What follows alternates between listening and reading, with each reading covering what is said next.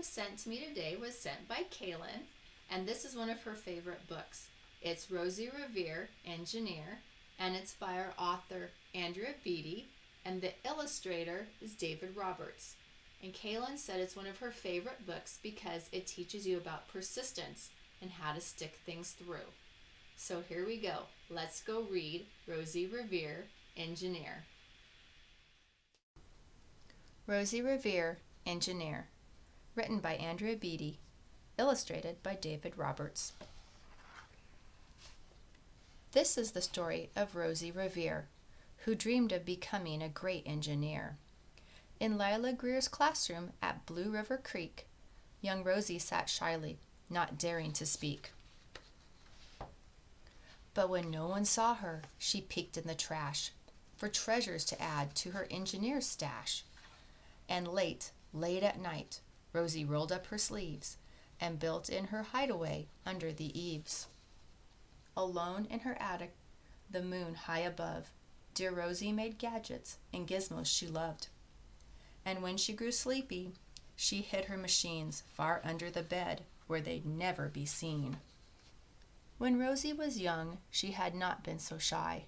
She worked with her hair swooping over one eye and made fine inventions for uncles and aunts, a hot dog dispenser and helium pants. The uncle she loved most was zookeeper Fred. She made him a hat to keep snakes off his head. From parts of a fan and some cheddar cheese spray, which everyone knows keeps pythons away. And when it was finished, young Rosie was proud, but Fred slapped his knee and chuckled out loud. He laughed till he wheezed and his eyes filled with tears, all to the horror of Rosie Revere, who stood there embarrassed, perplexed, and dismayed. She looked at the cheese hat and then looked away. "I love it," Fred hooted. "Oh, I truly do." But Rosie Revere knew that could not be true. She stuck the cheese hat on the back of her shelf, and day after that kept her dreams to herself. And that's how it went until one autumn day her oldest relation showed up for a stay. Her great-great-aunt Rose was a true dynamo who'd worked building airplanes a long time ago. She told Rosie tales of the things she had done and goals she had checked off her list one by one. She gave a sad smile as she looked to the sky. "The only thrill left on my list is to fly. But time never lingers as long as it seems. I'll chalk that one up to an old lady's dreams." That night, as Rosie lay wide-eyed in bed, a daring idea crept into her head. Could she build a gizmo to help her aunt fly? She looked at the cheese hat and said, "No, not I." But questions are tricky, and some hold on tight, and this one kept Rosie awake through the night. So when dawn approached and red streaks lit the sky, young Rosie knew just how to make her aunt fly.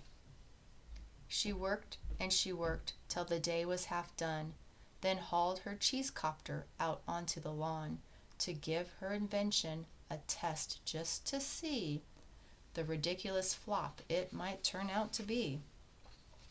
She strapped into the cockpit and flipped on the switch. The helio cheese copter sputtered and twitched.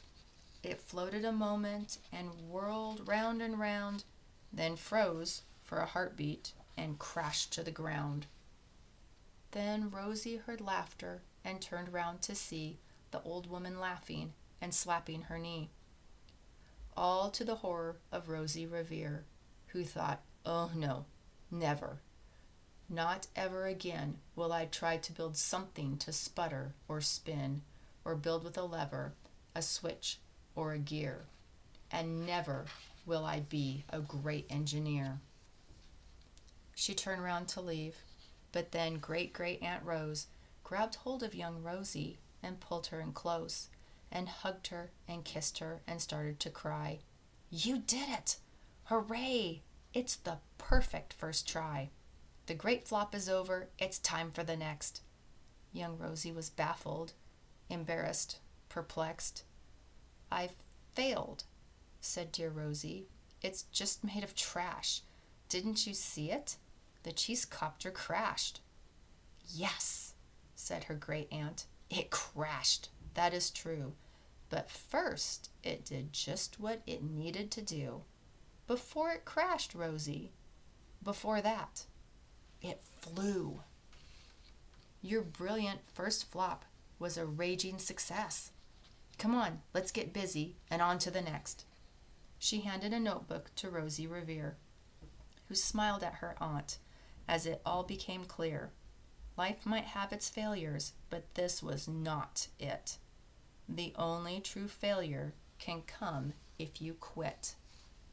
They worked till the sun sneaked away to its bed. Aunt Rose tied her headscarf around Rosie's head and sent her to sleep with a smile ear to ear to dream the bold dreams of a great engineer. At Blue River Creek, all the kids in grade 2 build gizmos and gadgets and doohickeys too. With each perfect failure, they all stand and cheer, but none quite as proud as Rosie Revere.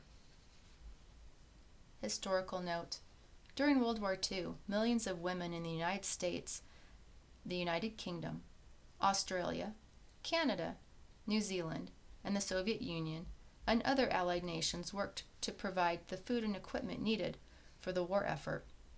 Some worked on farms to grow food for the troops. Others built ships, airplanes, tanks, and jeeps.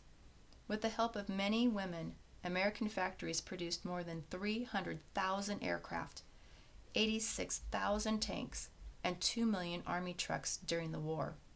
In the United States, these women were represented by Rosie the Riveter, the scarf-wearing fictional character whose slogan was, "We can do it." Thanks for listening, guys, and Kaylin, thanks for recommending this wonderful book to us. We'll catch you guys next time on Let's Go Read.